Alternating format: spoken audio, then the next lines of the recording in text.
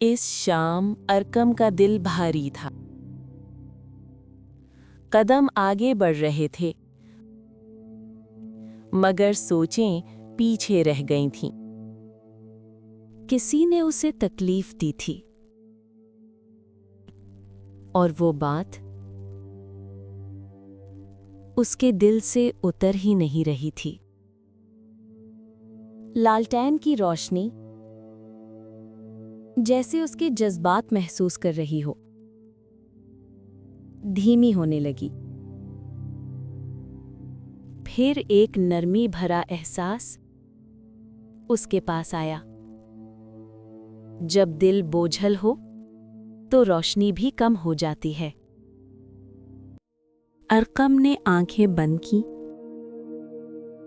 माफ करना आसान नहीं होता, लेकिन अल्लाह पर भरोसा दिल को मजबूत बना देता है। उसने धीमी आवाज में कहा, या अल्लाह, मैं सब कुछ आप पर छोड़ देता हूं।